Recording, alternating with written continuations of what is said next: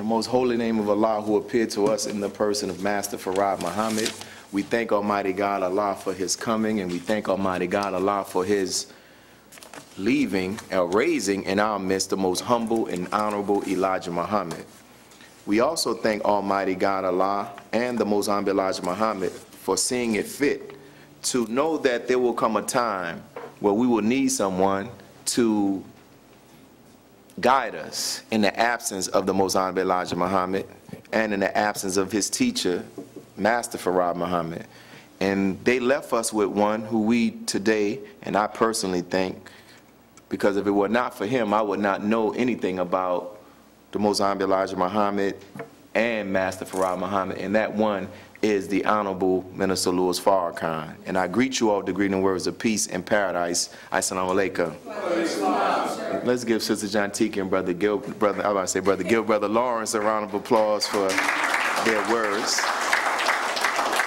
So it's a lot that we want to deal with today, brothers and sisters. So, and I pray that you are attentive, and I pray, you know, sometimes my wife always say, you keep always asking, is everybody all right, right? And I do that because I want to make sure that you have an understanding, or you are understanding what I am talking about. I'm not in any way, shape, or form interested in standing up here just to be talking. Because if I feel like if you're not getting what I'm talking about, if you're not understanding it, if it's not making sense, then I'm missing my point, right? So I will pray that I'd ask Allah to bless me with a spirit of clarity and present this in such a way where it's simple, because there's a lot of complicated information, but I've asked him to bless me to be able to make it simple where you can understand it, right? And before I get into this talk, I want to encourage every one of you all, those who are here, those who are watching live on Facebook, that when you have the opportunity, those who are here, you can get a copy of this paper when you leave and you go downstairs in our bookstore. But make sure you get a copy of the Final Call newspaper here in the city of New Orleans, or anybody, wherever you may be around the nation. So today, brothers and sisters, we are going to be explaining and defending the teachings of the most honorable Elijah Muhammad. And I just want to say, since our inception as the Nation of Islam, throughout our beginning here in America, we have been battling and continue to battle accusations that people make about the Nation of Islam. And you may have heard some of them. They say we're anti-white. They say that we're anti-Christian. We're anti-quote-unquote true Islam, right? Or then there's this thing where they say we're anti-Semitic, right? But now we have some members of the conscious community who are making an effort to attempt to portray the Nation of Islam as being anti-African. So this is just another anti we have to prove false again. And I say some because I believe that the majority of the conscious community know enough about us. They know our position, they know our work, they know about the purpose and the mission of the most honorable Elijah Muhammad and the Honorable Minister Louis Farrakhan to know that such a charge of the Nation of Islam being anti-African is absurd. It's silly, right? However, there is a small number for a variety of reasons who want to portray us as such. And as I tried to think about what would make someone attempt to do such, the following reasons came to mind from my view, right? I think that some of them are outraged and are driven by hatred. And that outrage and hatred, what fuels it is envy and jealousy. Then in addition to that, there are some who talk Kemet, who talk Africa, who talk red, black, and green, who talk whatever the consciousness that they say that they are part of. They talk it, but they are really paid informants and provocateurs by the U.S. government. And we have history to show that the U.S. government has done that in the past, so we are not far-fetched in our thinking that they are still doing it today. Then if they are not government paid employees, there are some of them who are just so ignorant that the government is using them and they're not even on the payroll. That the government is just playing on their envy, playing on their hatred, and saying, I'm going to use them for my overall plan to attack the Nation of Islam. There are some of them who are blinded by what I describe as their professed love of Malcolm X. Professed love, not real love. Because if Malcolm X were here today, we know and we can point to, based upon letters that he wrote to the Most High Elijah Muhammad, trying to come back to the Nation of Islam, that he will not be co-signing much of the behavior by some of these who say that they love him. Yes, sir. Then there's just this desire to portray Islam as being an enemy to Africa, right? So when I say their outright hatred, some of them hate the fact, brothers and sisters, that the Nation of Islam still occupies space in the hearts and the minds of people, or occupies a space of love in the hearts and the minds of black folks. Some of them just can't stand that. That no matter what we've thrown at them, no matter what the enemy has thrown at them, black folks still love these group of people who call themselves the Nation of Islam.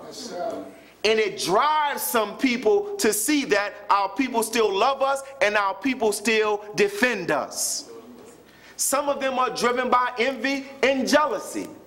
They want what the Most Honorable Elijah Muhammad has. They want what the Honorable Minister Louis Farrakhan has. And what is that? It's he has one, or if not the most loyal group of followers that any black leader has ever had.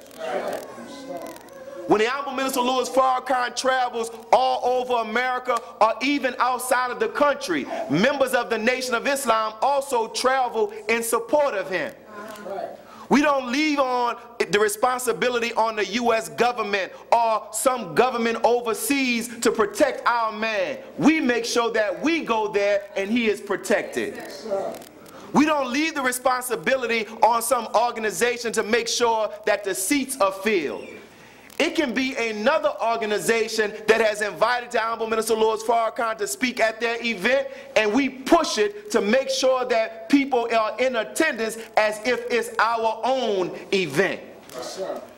That's right. The Honorable Minister Louis Farrakhan and the Most High Elijah Muhammad has what many of them don't have, which is an army. An army of men, women, and children. That's right. And that's just the army you see.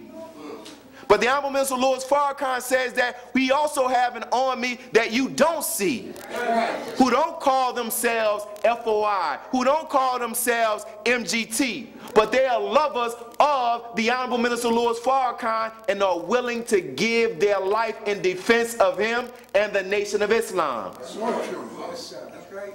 So if you read in the scriptures, it reminded me of what they say about Jesus when he was hung on the cross. In Matthew chapter 27, verse 35 through 37, it says, the soldiers nailed Jesus to a cross. Then the soldiers gambled with dice to decide who would get Jesus' clothes. The soldiers sat there and continued watching Jesus. You may say, well, Brother Willie, what is Jesus' clothes and them gambling for his clothes? What does that have to do with Minister Farrakhan? Well, what are clothes? Clothing is a covering, right? If you and I were to leave right now and go to Alaska, you would have to get clothing that covers and protects you against the elements. So in one sense with their scriptures, when it says that they were gambling for his clothes, why would you have to gamble for the clothes of a man that's hung on a cross and is about to die? You could just take it. But when it says gambling for his clothes, it means that they were gambling to see how they can get those who were a covering for him, meaning his followers. And that's that envy and that's that jealousy. Some are paid and are being worked to create a gap between us and our poor people, which would make it easy for us as the members of the Nation of Islam to be targets of the U.S. government. So when you read in the scripture in Matthew chapter 21 verse 46, it says this: they, talking about the enemies of Jesus, wanted to arrest Jesus, but they were afraid. Guess why they were afraid? The scripture doesn't say they were afraid because he had guns.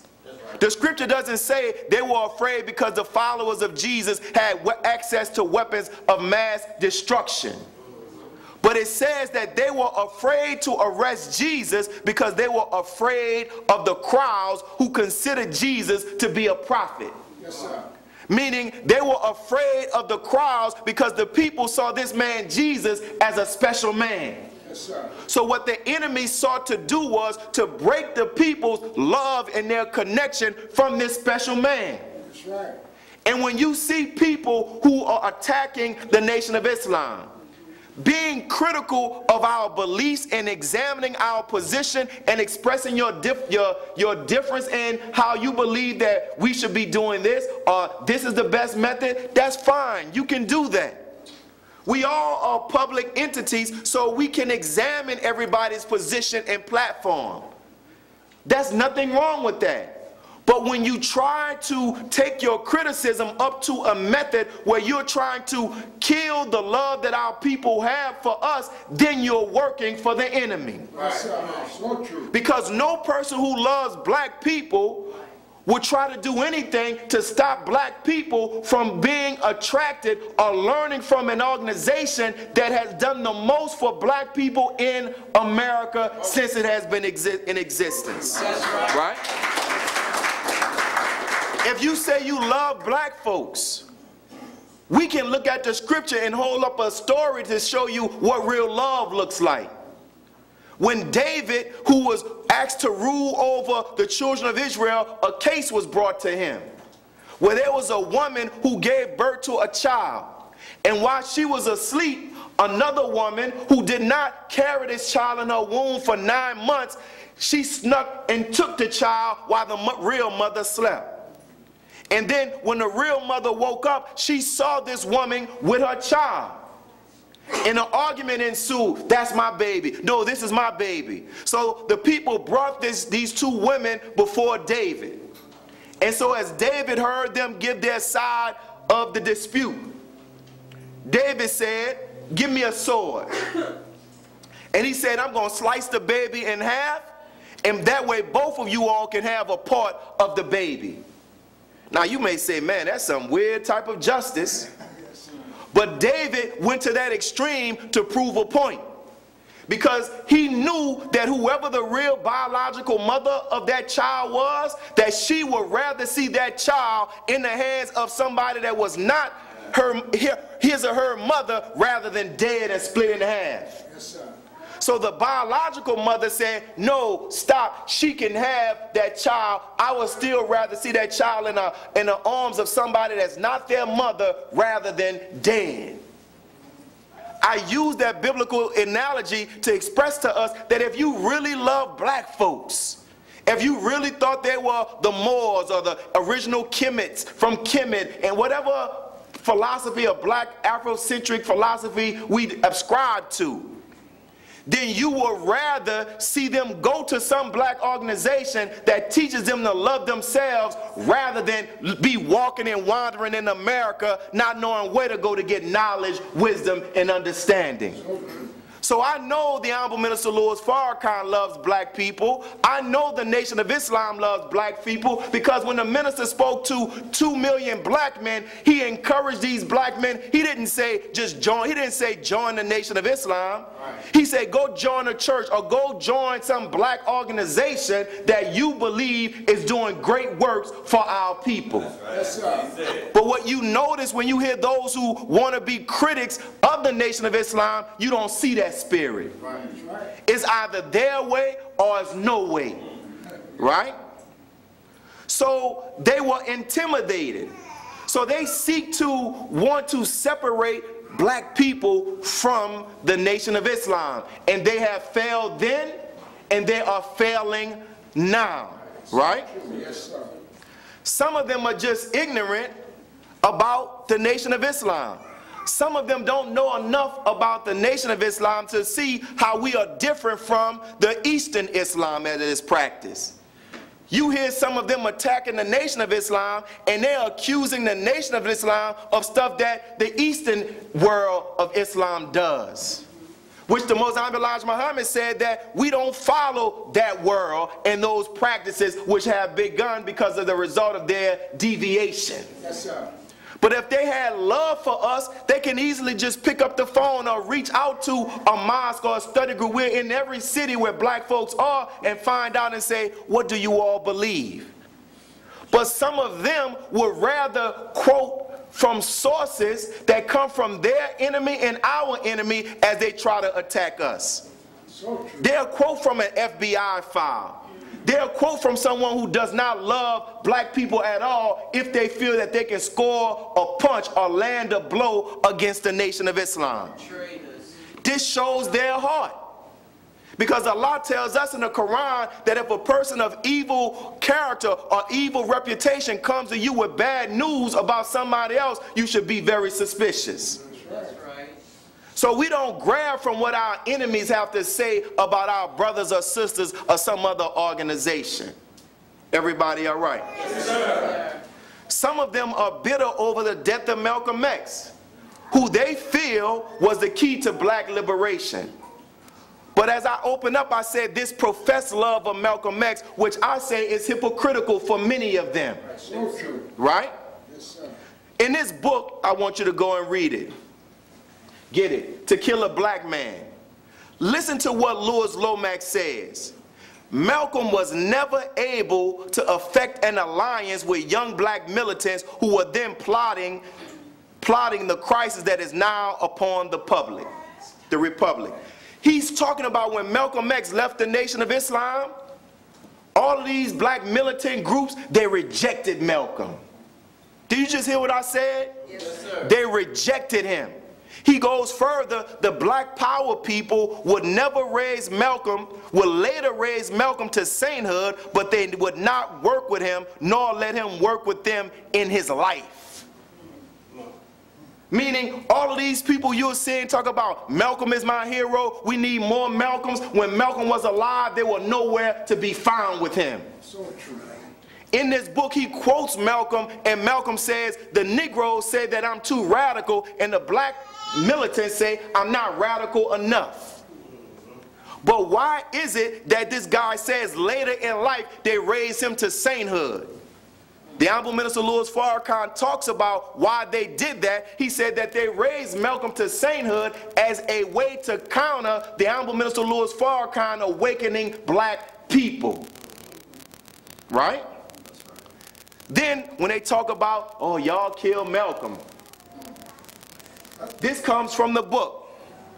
James Farmer, the former director of CORE, he was in Ghana. Ghana is in Africa. This is thousands of miles away from the United States, where he says shortly after Malcolm left Ghana, a top politician there in Ghana, not an American, told Farmer that Malcolm was marked for assassination. Here's the question. How is it that a politician who works for the Ghanaian government, what would he know about Malcolm being marked for assassination? And you know what took place several months after Malcolm left Ghana? The brother who was the African leader there was overthrown by a CIA-backed coup. Yes, sir. Then in this same book, he says this, Malcolm speaking, talking to Alex Haley. Then Malcolm changed the subject. In so doing, he set off a controversy that rages until this day. Malcolm, you know something, brother? Speaking to Alex Haley, Malcolm commented to Haley, the more I keep thinking about this thing, the things that have happened lately, I'm not sure it is all the Muslims. I know what they can do and what they can't, and they can't do some of the stuff recently going on. Now I'm going to tell you, the more I keep thinking about what happened to me in France, I think I'm going to quit saying it is the Muslims. Malcolm was in France and there were things that were taking place. So Malcolm was saying like, yo, maybe I'm rushing to judgment and I'm thinking that it's the Muslims that's after me, but maybe there's a bigger hand. And when many of those who talk about the Nation of Islam killed Malcolm, this, that, and the third, they never talk about these statements. They rarely bring into what the COINTELPRO was doing. Here's another statement.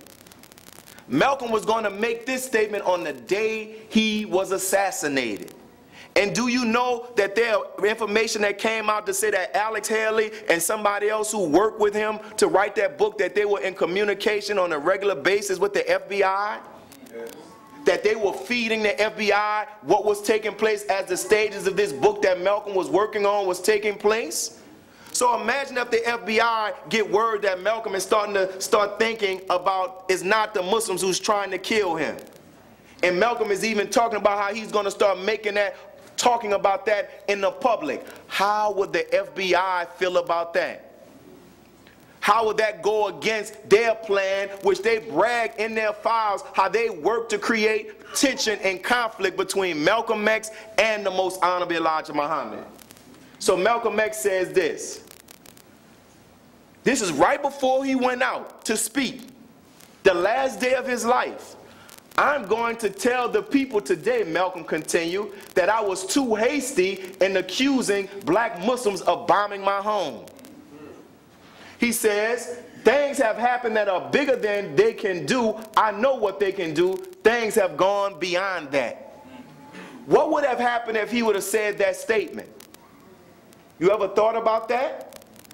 And when you go back and you really do a critical examination of his death, you will see that those brothers that they arrested were not at the actual Ottoman auditorium. But most of our people don't read. We just like to repeat what somebody else has said. Right? So if you love Malcolm, why are you trying to create division between an organization that made Malcolm who he became to be? So when they say we're anti-African, like what would that mean? When you're anti something, that means you are against. Is that right? Yes, sir. That means you are against everything that it actually stands for. Its culture, its way, its history. You are anti that, right? Yes, sir. Somebody say, I am what? Anti-violence. That means you are against what? Violence. Yes, in all of its forms. But how can we be anti-African with this stuff I'm about to show you? This was the cover of the Muhammad Speaks newspaper from 1970 all the way to the time that the Most Honorable Elijah Muhammad departed. And it was changed by the Most Honorable Elijah Muhammad's son, Imam Warif Deen Muhammad. And if you carefully look at the paper, it says in this quote, the Honorable Elijah Muhammad on the banner of Muhammad Speaks showed African in the West, joining hands with the Africans in the East as a sign of what must happen in order for black people to realize real power. This was the vision of the Most Honorable Elijah Muhammad. This is the vision of the Nation of Islam. This was put on the very front cover of our newspaper that was selling over 900,000 copies a month. Wow. Right? Does that sound like somebody that's anti-African? No. Let's go further. Can't read all of these, but look at the minister in the quote. He says, but to relate to the Most Honorable Elijah Muhammad is my biggest joy. Because at the table of the Honorable Elijah Muhammad, leaders from Africa and even name other places, they will come and sit with the messenger. And here's an article where it says Africans visit Muhammad and will take home the message. And there's a quote in the article where these Africans are saying, we are going to return to Africa and we are going to be little messengers for the messenger. A brother sent me an article where an African diplomat came to New Orleans and he attended the temple that was located right by the Magnolia Project. And there's this article where you can see where he was amazed when he saw the businesses that they opened up here in the city of New Orleans. Y'all all right? Yes, sir. Go further. Same thing. Africans return home from America praises the work of Messenger Muhammad. Here, this brother right here in the article, he's at our store, the Shabazz grocery store in Chicago. And this brother, they said he was scheduled to become like over the health department in the African country where he lived. And he's there just amazed. African student has high praises for messengers, educational and economic plans. These people were begging the Most Honorable Elijah Muhammad to return to Africa and teach to the Africans what he had been teaching to us. And the Most Honorable Elijah Muhammad, out of his love for us, he told them, I appreciate your offer, but my work is here in America first. Here, these were some students and dignitaries from the Congo in Africa. That they came and they met with the Most Honorable Elijah Muhammad, and he entertained and provided hospitality for them in his home in Chicago. But if we're anti-African, does it sound like somebody who's anti-African would do things like that? No. You know for a fact that the KKK is anti-black. That's right. They don't invite us to their homes. They don't come invite us and show all of what they're doing. They don't even want us to be anywhere around them. Is that right? Yes.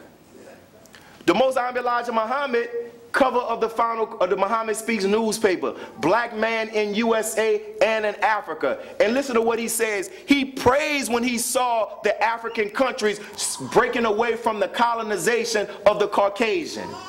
So you saw the movie Black Panther when she referred to the guy as a colonizer? Yeah. And a colonizer means this is somebody from a larger country. More likely these European countries that will come and take over a smaller country and rob them out of their resources. So they call them colonizers. So the Most Honorable Elijah Muhammad talking to us using Africa as an example for us. He says, do you not see and hear how your people of Africa, from whom you were taken 400 years ago, are separating themselves from the same enemy and establishing themselves in a united Africa for the African? Do you think the spirit of unity was created by themselves? So he's saying that, listen, this is what we need to be doing. Because at this time, 1959, what were black people in America trying to do? Trying to integrate. When the people that you say you love, your mother country, was trying to get away from the people that have been robbing them out of their natural resources. And guess what? They still doing it today. Yes, sir. He goes further. This is a message to the black man. He lifts up, he tells us to get an education that will make our people produce jobs for self and will make our people willing and able to go and do for self. So the Most Honorable Elijah Muhammad is telling us, if you're going to go get an education, don't just go get an education. You pay money to go to Xavier, Tulane, Loyola, Delgado, LSU. And your only thought is, let me get an education so I can leave and just get a job. Good job. So he said, no, you take your education and you begin to think about, how can I use my education to better our own community? And he poses up, he gives the example, did not Nkrumah return to Ghana to lead his people to independence with the benefits of the learning he acquired here in America and elsewhere? So he said, look at this man. Here, this man came here and he studied at the white man's schools. But he took the white man's education and went back and helped his country break free from British control. Yes, sir. Does that sound like a man who is anti-African? No, sir. It's not difficult to find this material online, brothers and sisters. But why isn't it that they didn't do the research to find this? Either it's their hatred or they're being manipulated by the same people who they say that they hate. The Most Honorable Elijah Muhammad went on a friendship tour throughout the country. And he went throughout the country. This is him taking pictures in the Sudan. This is him with the people in the Sudan. Does that look like the smile of a man who's anti-African? No, not at all. This is the Most Honorable Elijah Muhammad, a part of the tour. He and his son are in Egypt, riding on camels. I can tell you it was the teachings, or it is the teachings of the Most High Elijah Muhammad that I said when I get ready to start traveling the globe, the first continent I'm going to is Africa. I'm going to one or two places, either Egypt or Ghana to see the slave dungeons. And I said I'm probably going to go to Egypt first to get out of this thing of just thinking about, when we think about our history, we think it starts with slavery. I want to go see our greatness before we fail. Yes, sir. Then his student, the Honorable Minister Louis Farrakhan, follows in the same path. This picture to the left shows all of the countries that the Honorable Minister Louis Farrakhan has traveled to during his World Friendship Tour. Look at the countries: Ghana, Senegal, the Gambia, Niger, Congo, Zimbabwe, South Africa, Ethiopia, Malawi, Egypt, Libya, Nigeria, Liberia, Mali, Uganda, Gabon, Comoros, Benin, and Burkina Faso. And many of these are African countries that, guess what, America doesn't like. That when the minister went to these countries, he didn't go to the countries that America put the stamp of approval on. He went to the countries who he knew that America disliked because they're standing up against white supremacy and colonization. Right. And he didn't bow down. He said, just because they're your enemy don't mean that they're my enemy. Right. There's a YouTube clip going around now that's over millions of views where Minister Farrakhan is lighting a match to Mike Wallace because he tried to be hypocritical and tried to portray Nigeria as the most corrupt country in the world. Show me somebody else that's defending an African country like that. Right.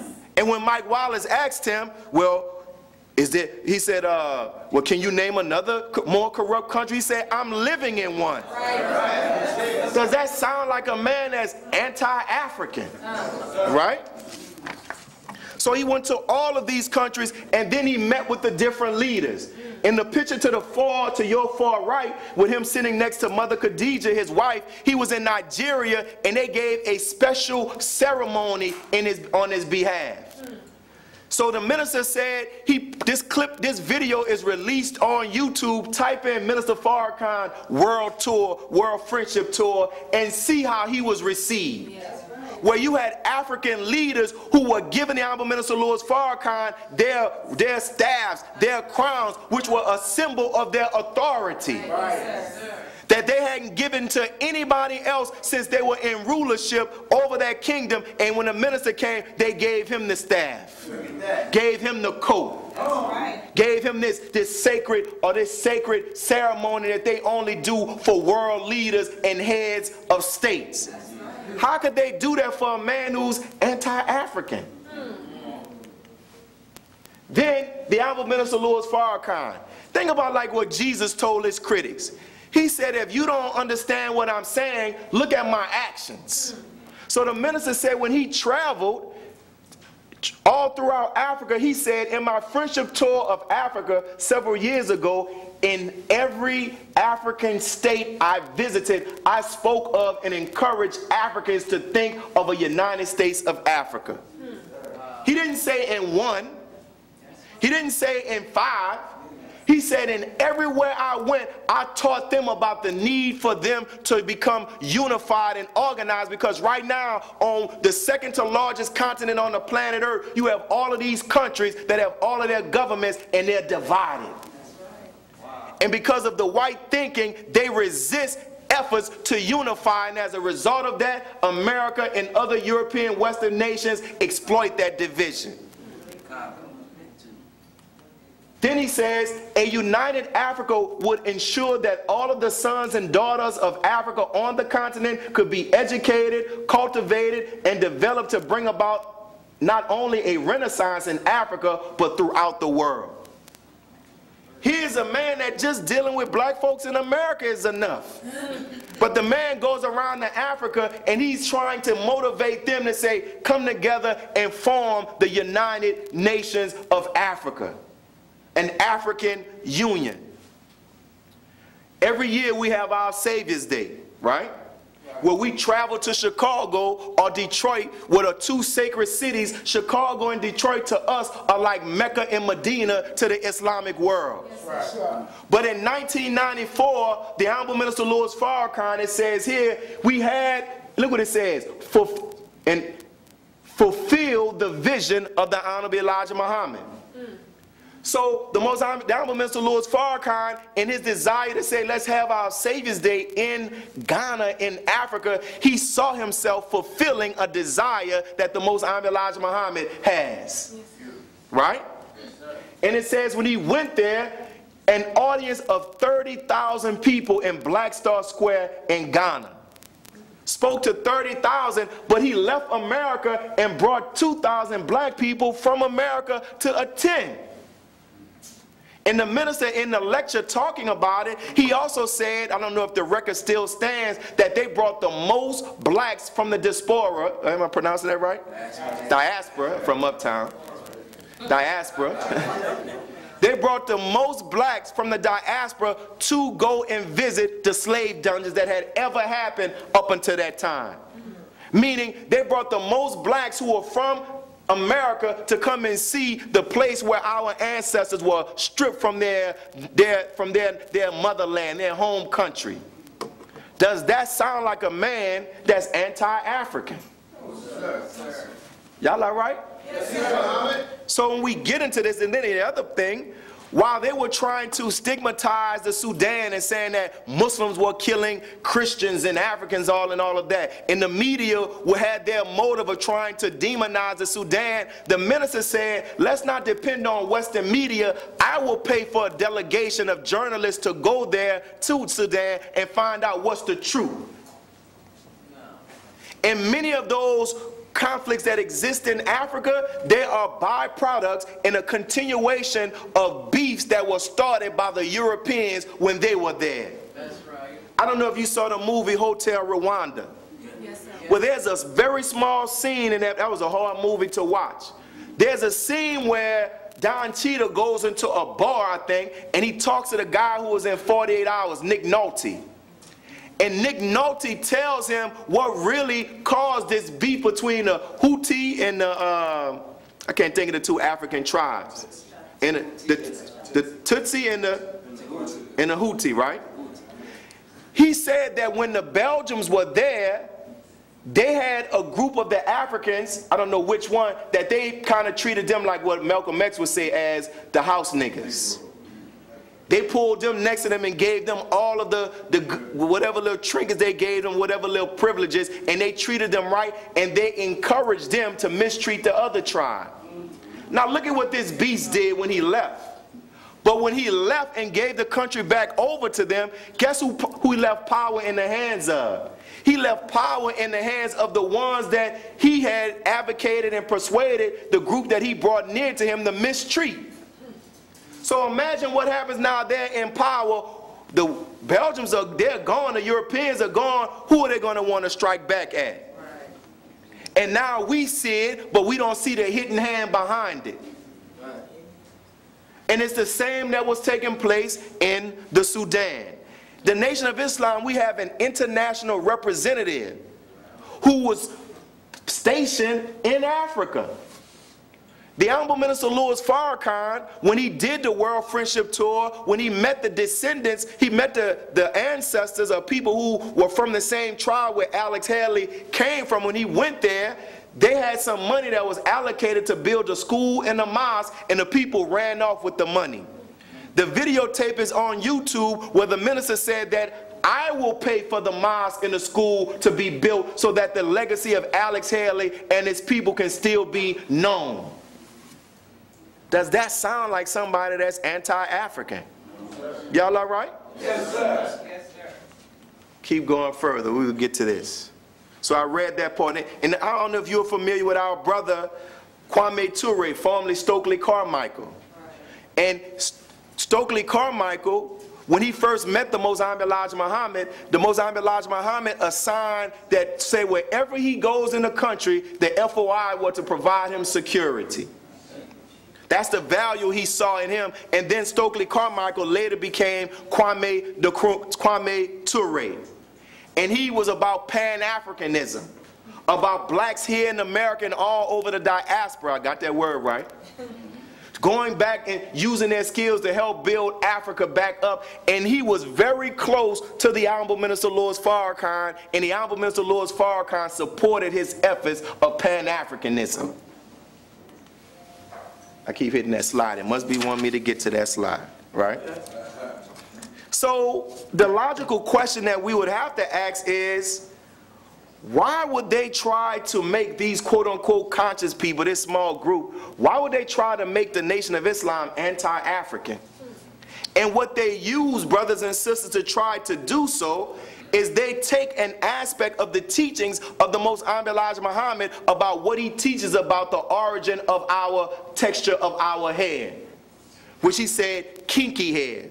Then they try to take what the Most Honorable Elijah Muhammad said in the book Fall of America on page 150. I didn't get a chance to print it out. They tried to take that out of context.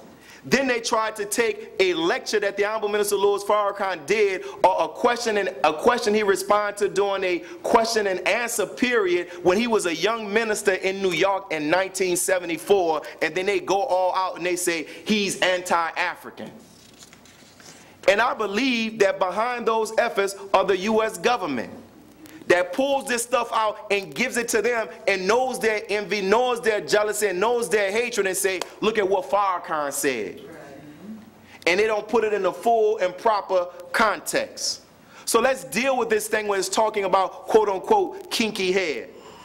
In this book, the Most Honorable Elijah Muhammad talks about how one of our scientists who became frustrated was so frustrated that he drilled a shaft in that part of the earth at that time, and it's caused a huge explosion that separated the now earth from what we now see as the moon. Yes, sir. And he said that when that explosion took place, one of the tribes that survived that explosion was a tribe that we know that is called the tribe of Shabazz. Yes, sir. And the Most Honorable Elijah Muhammad said that that tribe was the first tribe to find the best part of the planet Earth where they began to reside. So he says originally they were the tribe that came with this earth, or this part, 66 trillion years ago, when a great explosion on our planet divided into two parts. One we call the earth and the other we call moon. Then he says this about them. We, the tribe of Shabazz, says Allah God, were the first to discover the best part of our planet to live on, the rich Nile Valley of Egypt and the present seat of the holy city of Mecca. So our brother, Dr. Wesley, in his book, The Origins of Islam in Africa, I'm mispronouncing it, he shows and provides evidence to show that what's known as the Arabian Peninsula today was actually in ancient maps considered to be a part of Africa. That's right. That the enemy has made people believe that that part is not connected to or is separate from Africa. But this is interesting. You see this little island right here that's on the end? That island is called Madagascar. Like the little movie Madagascar? Yes, but do you know that's considered to be a part of Africa? Yes. And it doesn't physically touch Africa at all? At all. But yet, with this map, you can see right there that it's connected physically to Africa. Yes, sir. But they have now divided it and say that's not a part of Africa. When the Most Honorable Elijah Muhammad said that what's known as the Arabian Peninsula today was really West Africa. So the people on those continents were not separated. I was reading in a book where Malcolm X said that he met, while he was traveling in Arabia, he met this guy working at a hotel, and the dude was jet black, and the dude was telling Malcolm, he said, the way I look is the way that the original Arabs look. He was telling Malcolm that these Arabs that you see, or you see in the corner stores, they are not the original Arabs. The original Arabs are jet black men and women. But we know that as students of the Most Honorable Elijah Muhammad, because we know that these were the areas where our people first established themselves. So, the Most Honorable Elijah Muhammad he didn't speak negatively about in a negative manner about the tribe of Shabazz. He told us that they were the smartest and most intelligent. He says scientists who want to make a people, the scientists who wanted to make a people who was capable of understanding the hot sun could get along with the beasts and other wild animals in the jungle. I'm going to go back to this part. Let me see. I'm trying to see what he's stating while I get it. Well, the Most Honorable Elijah Muhammad, he talked about how he described this tribe as the God tribe. He talked about how intelligent this tribe of Shabazz is, and he said that you and I are descendants from that tribe of Shabazz. Y'all all right? Yes, sir. So he started talking about, this is what he says, I didn't print it out. He talks about Sir John Hawkins, right? Sir John Hawkins was the European that first brought us over here, as Sister was talking about, in 1555 on a slave ship called the Good Ship Jesus. So in this history, the Most Honorable Elijah Muhammad said this: since the Indians would not submit to slavery, talking about in America, it was asked at the meeting if anyone knew a people who could be brought to America and would submit. Sir John Hawkins said, yes, there is such a people. Listen to what he says about this tribe of Shabazz. And this was even after we had fallen. He said, yes, there is such a people. They are the greatest nation on the planet Earth. The strongest, the wisest, and the most submissive. And he said this, but they have been told a lie. They have never been told a lie. They are the people living in the rich Nile Valley of Egypt. Then John Hawkins, in another place, he says the Most Honorable Elijah Muhammad said that John Hawkins lived among us, the tribe of Shabazz, who were righteous Muslims at that time, who lived a highly civilized life among the rich, fertile Nile, submissive to Allah. They were successful and had mastered many of the sciences of life, such as mathematics, physiology, astronomy, and many, many others. So we understand when you see the pyramids, we know that we built that. The Most Honorable Elijah Muhammad said that our people use hydraulics to build it. Right. And the white scholars today are still trying to figure out how they built the pyramids. The Most Honorable Elijah Muhammad said that there are ancient civilizations that were ruled by highly intelligent black men and women that are buried under bodies of water and bodies of sand. So Brother Wesley in his book finds a history of an ancient civilization in Arabia that was populated by black people that's buried under the Arabian desert. Right? Yes, sir.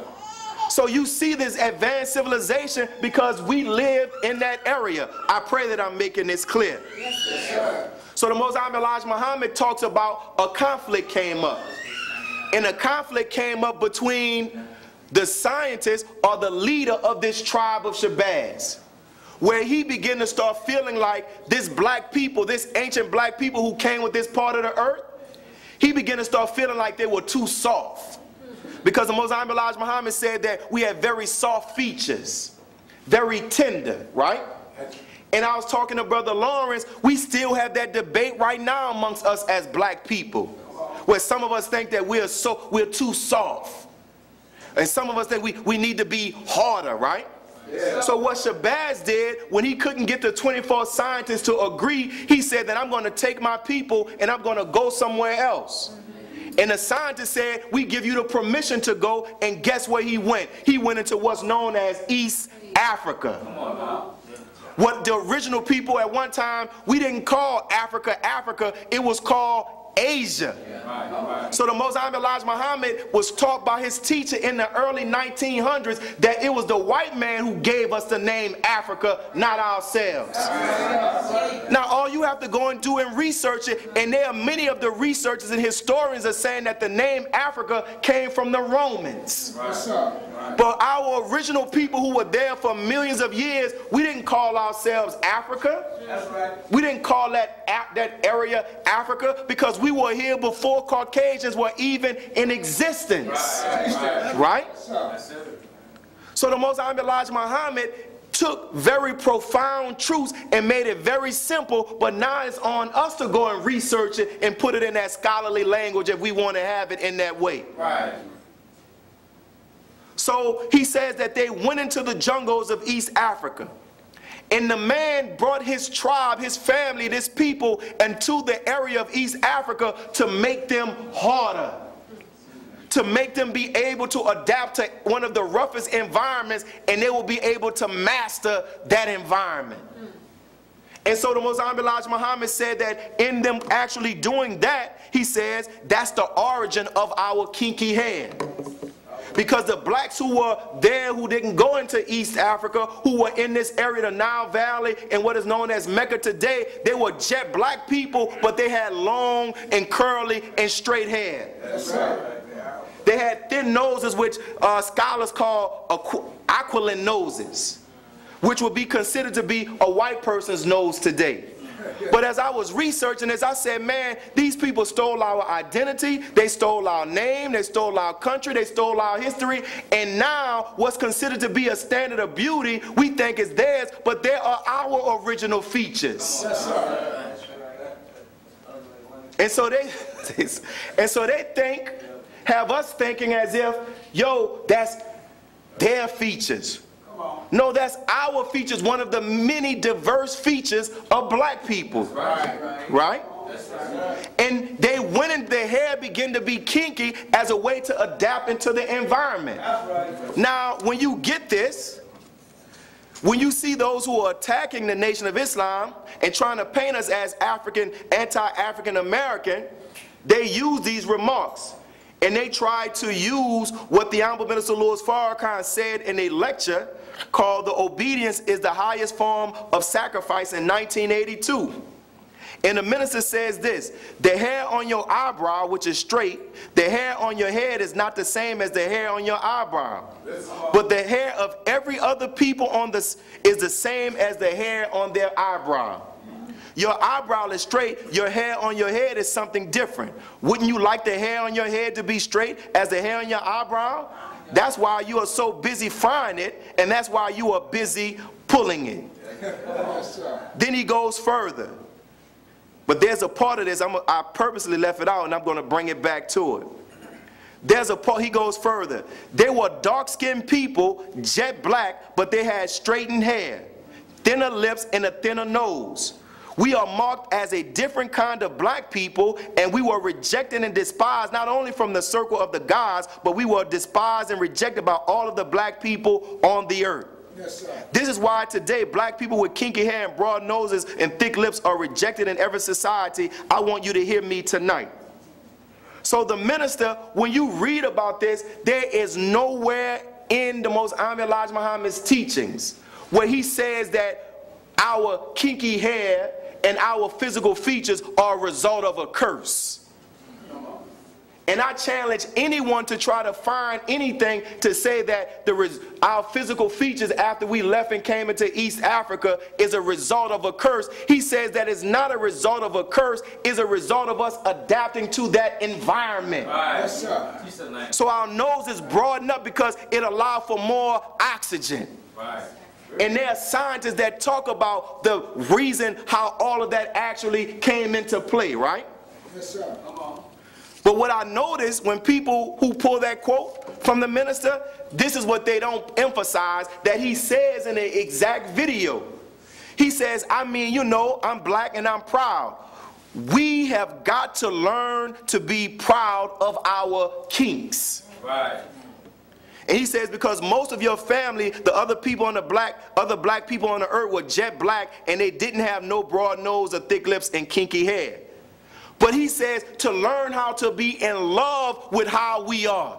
Yes, sir. And there are lectures where the Honorable Minister Louis Farrakhan constantly encourages our brothers and sisters who are of dark skin to love you and love how you are made. That's right. And he encourages and corrects our brothers and sisters who are of light skin to get off this high horse where you think you look better or you are more attractive than your dark-skinned brothers or sisters. Right?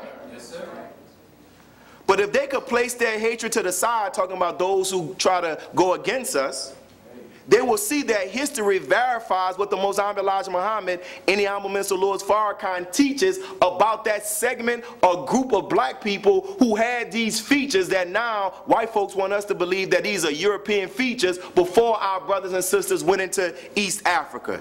Are y'all all right? Yes, sir. Y'all getting this? Yes, sir. Clear, very clear. So the Most Honorable Elijah Muhammad, in our lessons, he was asked the question, why does the devil call our people African? And he started talking about how the devil wants us to look at the particular group of black people from Africa that he has decided to portray and say, this is Africa. Yes, sir. And they did it for the purpose of making us hate Africa. Right. You've grown up. That's right. When you've seen images of Africans, did they always show images of Africans in the primitive conditions? Right. Yes, sir. When you saw Tarzan, how did they portray black folks? How did they portray Africans? And guess what? The National Geographic just came out and apologized for their years of portraying people of color in the savage states. Yes, sir. And the Most Honorable Elijah Muhammad's teacher was trying to get him to see that that as black people, we are not just confined to what they have called Africa. We're all over the globe. That's right. Because if you think that we're just from Africa, you won't look for black people in China. Right. You won't look for black people in Russia. Right. You won't look for black people in Australia or in Vietnam or in South America. Right. So while they were on TV trying to say that this white princess in Egypt was white, the very next week they showed a rendering of somebody that they said was one of the original, this is how they say the original Londoners look. The original people from Britain look.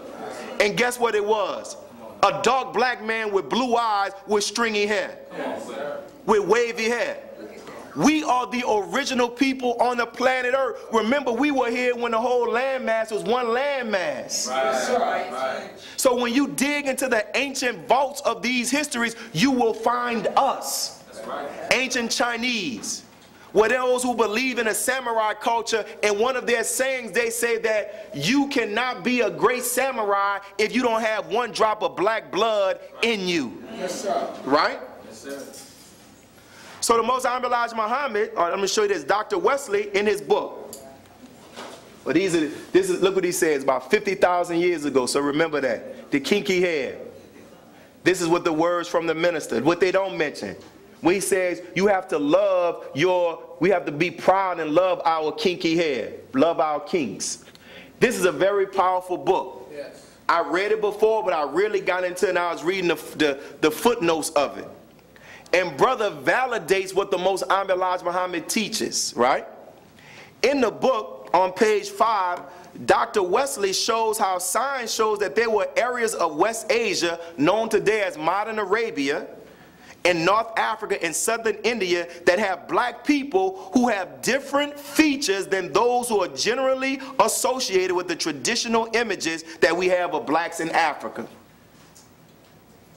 He shows that there's evidence to show that there are people who lived in West Asia who are black, who are members of the original planet Earth.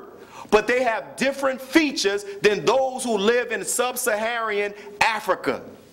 Y'all all right? Yes, sir. Then he quotes Sheikh Anta Diop, who wrote this book talking about the origin of African civilization. And Sheikh Anta Diop says this: there are two well-defined black races. One has a black skin and woolly hair, and the other also has black skin, often exceptionally black, with straightened hair, an aquiline nose, thin lips, and acute cheekbone angle. He says, we find a prototype of this in India, the Dravidian. It is also known that certain Nubians likewise belong to the same Negro type. As the sentence by the Arab author Adrisi indicates, he says the Nubians are the most handsome of black. Their women have thin lips and straight hair. My whole purpose of pointing this out to show you that there were black folk that had different facial features. Because the enemy has made us believe that the common facial feature, they say the Negroid feature, is a broad nose and thick black lips, thick lips, right? And then the enemy has demonized that and made our people hate that. That's right. When we have to love the way that God has allowed us to be. That's right. We're not cursed, as the Honorable Mr. Louis Farrakhan said. We're not cursed. We're not black because we're cursed. We're black because we are first. Y'all all right? That's right. So here's Dr. Wesley. So Dr. Wesley on page 7 in his book, he displays 3 images of distinctive looking black folks who inhabited what is known as the African continent today. And I'm going to show you these 3 distinctive looking black people. Here, you got figure 5.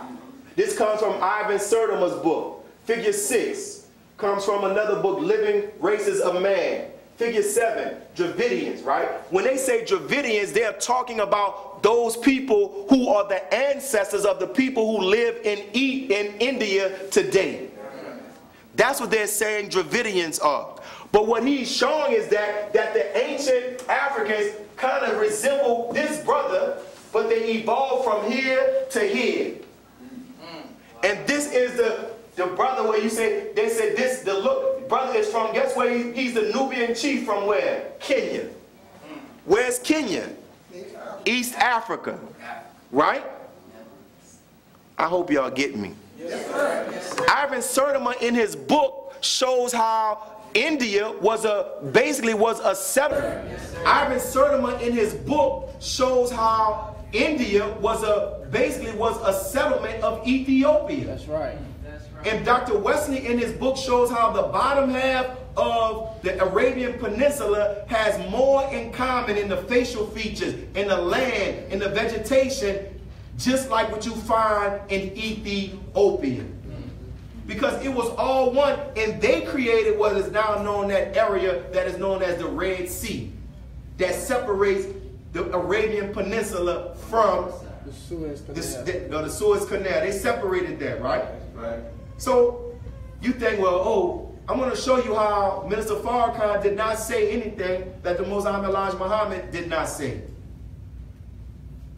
This is in the Mosque Muhammad's book. This is a book that Brother Dimitri put all of the articles of Mosque Muhammad. This was an article that was written in like 1957, April the 6th. And listen to what the Mosque Muhammad said in debating a KKK Grand Wizard. He says, yes, sir, Mr. Stoner, we Muslims will do our utmost to keep our nation pure by keeping you away from our women. That's right. He says, we are proud of our black skin and our kinky wool, for this kinky wool hair will be the future leader. And he said, look into your poison book where he shows in Daniel where it talks about the future leader is a man that has hair that this world would describe as kinky. But wait a minute, I thought we believed that something was wrong with kinky hair. I thought that we were supposed to say that it was a curse. And I challenge anybody again, show me where the Mosque Muhammad ever said that the result of our kinky hair was a result of us being cursed. Y'all all right? Yes, sir. Then the Mosque Muhammad and our Savior has arrived. He goes further, but he says this, 1967, Savior's Day. Talking about the one that the Bible describes as the Ancient of Days. He says that's the black man. He's illustrating us there. It says that the hair on his head is like lamb's wool and it is kinky like lamb wool. That's the black man. If we had something against kinky hair, why is he pointing out saying that the man who we say the Ancient of Days is a description of the Supreme Being? Why is he highlighting that? And we have an issue with kinky hair. Remember, the Mosque Muhammad said that the origin of the kinky hair came as a result of us going into this terrain, this rough area. So we did like Genesis, or not Genesis, geneticists say we adapted to the environment. I hope y'all getting this. Yes, sir. Now, I did a study reading some articles about body modification. Because in the quote that they show the minister talks about how our brothers and sisters, some of them in the sub-Saharan Africa, they begin to disfigure themselves. Well, there's some who knock out when a girl begins to reaches the age of puberty, they knock out her fore bottom tooth and they put a round disc in it and they straighten, and every year they're adding a disc that straightens and elongates her lip. They talk about the different things that our people have done to disfigure themselves. But what was interesting in reading about why they do it, I feel that I see in it the intent of Shabazz. What do I mean by that? We talked about how Shabazz's purpose for bringing our people into East Asia was to make them what? More tougher, more stronger. Is that right? Yes, sir. Listen to what this lady says about why they do what they call, this is just one thing they call scarification. Where they mark the bodies, they put the marks. And you see this brother, he's older, but this is kind of what happened to him when he was a child. They take the razor and they mark the faces. But listen to why they do it. Why? It's because of a sign of strength and courage. What's that? Scarification is also viewed as a test of what? Courage. What did Shabazz wanted to do? Make a what type of people? A more stronger and more tougher people. Then it says, scarring is quite painful and requires a great personal strength to get through the procedure without crying out in pain. To do so, you will humiliate yourself. That's, of course, not if you're a child. That's when they do it as adults. Because there's some that they do as adults. You saw in the movie Black Panther when the brother, he pulled his shirt off. He said, I've been doing this for everybody I've killed. But they don't do that because of that in Africa. Like everybody you see with one of these little things, or how many people they killed. Yeah. That's a part of this ritual to show their strength, their ability to take that, right? And it's a tribal marking. She goes further. The amount of scarring a person's body correlates directly with his or her perceived strength. The more scars a person has, the more respected he or she is within the community. Could that come from, could that be a leftover, could that be a leftover of the thinking or the intent of Shabazz of trying to make us more stronger and durable people? So now that thinking has developed into some African ritual practice where they feel the more markings I can have on my body, that shows how more stronger I am. And Allah is the best of planners, because when Shabazz brought our people to East Africa, it made us so strong that guess what it prepared us for, that we didn't know what was coming. It prepared us for when a white man came and brought us here from Africa to America in the Middle Passage. Where for months we had to be in the bottom of a ship, chained to one another, lying in feces, lying in urine, rats biting on us, laying next to a dead body that's decomposing. And once we got to America, that was just the tip of the iceberg. Because we then had 4 centuries, 400 years more of pain and suffering, and they could not get rid of us, that we are still here today because we have been made so some people who don't understand this aspect of that teaching of the Most High Elijah Muhammad, they have tried to say what he's talking about, that's the curse of Canaan. Elijah Muhammad is talking about the curse of Canaan. And as our sister said, wrong, wrong, wrong. The curse of Canaan is what they describe in the Bible as the curse of Ham. Where Noah was drunk and his son laughed at him, and it said that Noah put a curse on him that his children would only be the hewers of wood and the drawers of water. That they will be slaves. But in this book, the Most High Elijah Muhammad, in a section talking about the Bible and the Quran, he says that there's no way in hell that we could have been, our beginning in this universe came with after the flood with Noah. He said that we were here on the planet Earth before Noah was even born. Because we are the original people of the planet Earth. And now it's the Honorable Minister Louis Farrakhan who is exposing who took the curse of Canaan and said and tried to made it apply to black folks. So the minister refers to as these synagogue of Satan. He calls them the architect of white supremacy. Because they're scholars. That's what I was interviewing a brother yesterday. I said, I don't understand how is it that they call the secret relationship between the blacks and Jews anti-Semitic when everybody that's quoted in the book is a Jewish rabbi, scholar, or historian. Right. So are you saying that all of your rabbi scholars that we quoted, are you saying that they're anti-Semitic? And when you put that question to them, they will not denounce them. Right. Because they know that that scholarship is true and accurate. So in here, this guy, Dr. Harold Bradman, he says, there is no denying that the Babylonian Talmud, the Talmud is a book that's written by Jewish rabbis, their interpretation of the Torah. He says that was the first source to read negrophobic content until the episode. When he says that, he means that when you read the story about the curse of Ham, it doesn't describe this character's physical features. But it says that Jewish rabbis, alleged men of God, were the first to start saying, oh, when you read about this, you're reading about Ham, that's black people. Yeah. And that story began to start being the justification for them to come into Africa and enslave us. That's right. Because they said, listen, God's word said that they're only supposed to be hewers of wood and drawers of water. Wow. So the minister says they're the architect of white supremacy. That's right. So you can't say what the Most High Elijah Muhammad teaches about our going into our straying away from civilization, going into East Africa and trying to say that's the curse of Ham. And here's one significant reason why.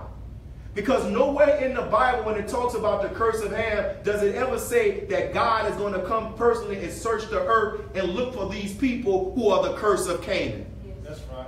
But the Most High Elijah Muhammad said this tribe of Shabazz that came into East Africa, that strayed away from civilization, that began to disfigure themselves, who were then kidnapped and brought over here to America, he said that these people are the people of God's choice. Yes, sir.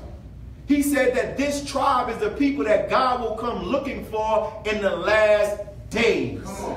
Y'all all right? Yes, sir. And here's a scripture in the book of Ezekiel, God speaking, for this is what the sovereign Lord says, I myself will search and find my sheep.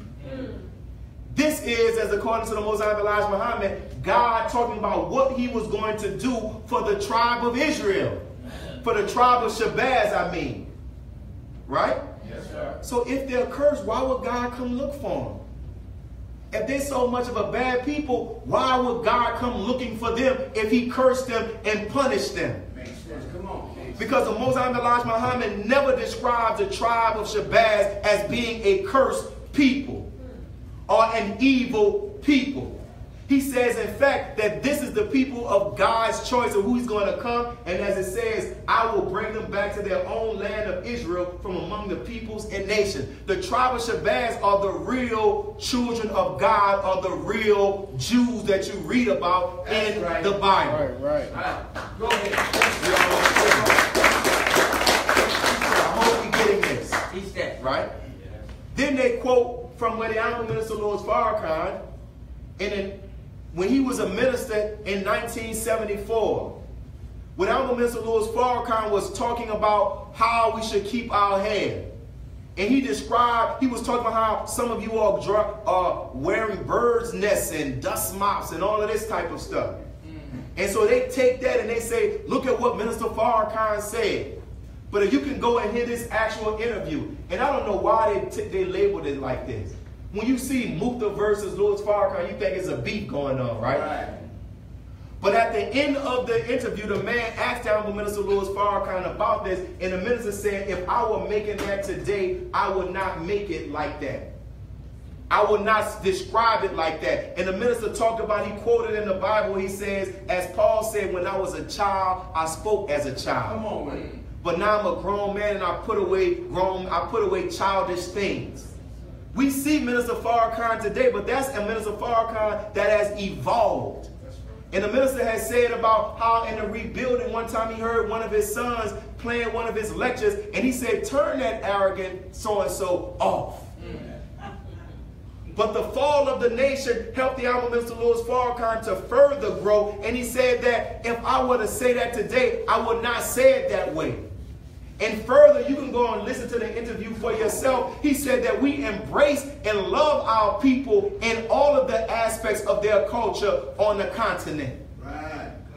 But they don't play this because they want you and I to believe, or they want others to believe that Minister Farrakhan is what? Anti-African. Right. Y'all all right? Yes, sir. Now as I close, I pray that you have a better understanding to see that the Nation of Islam is not anti-African. I pray that you have a better understanding to see what the Most Honored Elijah Muhammad meant when he said about the origin of our kinky hair. That is not the result of a curse, it's a result of adapting to an environment in which we were in, where someone wanted to make us stronger and more durable because he felt that the black people prior to that were too delicate according to his eyesight. Right? When you see, brothers and sisters, somebody trying to paint the Nation of Islam in such a way that will separate us from our people, you better be very careful. Because you either looking at someone who's an active agent of the government, or they're being used by the government. Now you may say, well, what is this paper? This is an FBI file where the Most Honored Elijah Muhammad was preparing to go on his own World Friendship Tour. In a book written about the Most Honored Elijah Muhammad, they have actual FBI files where the FBI purposely delayed the Most Honored Elijah Muhammad getting his passport. That's right. Because they did not want him to travel to Africa and do what he had on this picture, the black man in the U.S. reaching for one another. That's right. So this is an actual excerpt from that file right here where it says, Africans who, this is they were saying what to do to Africans who express interest toward the Most Honored Elijah Muhammad. Africans who express particular interest in the Islamic movement among the U.S. Negroes should be directly discouraged from making contact with either the United African Nationalist Movement or the Temple of Islam. They didn't want anybody to connect us back to our brothers and sisters on the continent of Africa or any other part. Right. So they told them to go before Elijah Muhammad there and begin to start saying that they are pseudo-Muslims. Right. And they did it then, and guess that they did the same thing when the Honorable Minister Louis Farrakhan went to Africa. That's right. They went before telling these African countries that Minister Farrakhan is this, he's this racist, he's not a real Muslim. So when Jerry Rollins heard him, when you hear the minister speak in Ghana, he said, Jerry Rollins heard me, and he realized that what they were saying about his brother was not true. Right, that's right. So when you see somebody trying to bridge a gap between our people here on the continent or anywhere else, you don't know who you looking at. In this day and age, they'll give anybody something because you can get on the internet and say whatever you want. And some people just get caught up, they get drunk off the views. And the more views they get, YouTube allows you to monetize it and you make money. So now they're connected to your desire to provide for your family, but in your providing for your family, you are spewing falsehood and lies, and you're putting trash in a well that not that our people must drink out of. Right? Yes, sir. That's it. So when you see this, this is what you're looking at. How it was so amazing that many of the people that they idolized came from the tree of the Nation of Islam. They came from the tree of the Most Honored Elijah Muhammad. That's right. They say, I love Khalid. There will be no Khalid if there was no Elijah Muhammad. That's right. We have pictures to show that it was Islam through Minister Farrakhan that gave Dr. Khalid life when he was a student at Dillon. That's right. Right?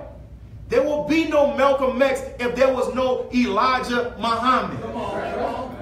There will be no Black Panthers who their original name was the Sons of Malcolm. That's right. So how can you be the son? If you're the Sons of Malcolm, that means you're the grandchildren of the Most Honorable Elijah Muhammad. Right?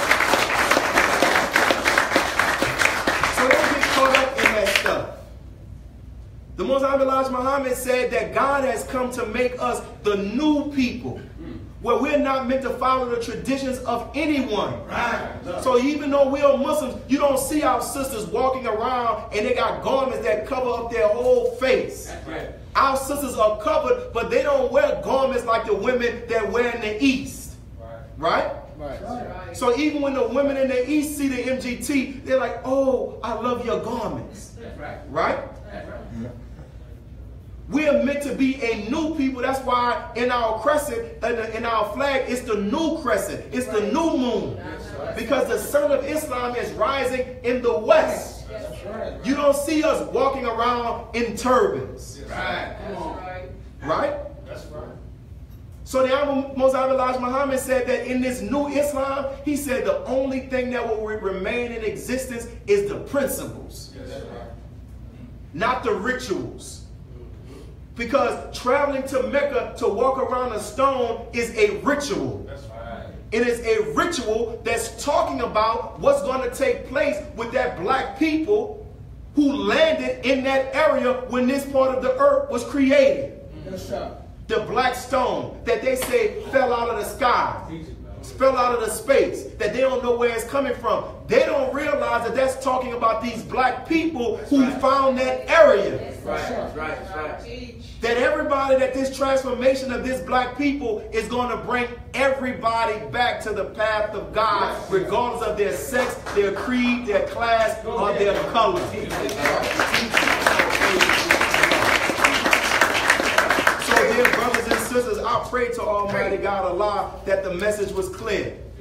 I pray that those of you who are here and those who are watching it online, that it is clear that you don't allow anybody to try to paint your brothers and sisters as being anti-African. Is that right? Yes. So, that's it. That's all later.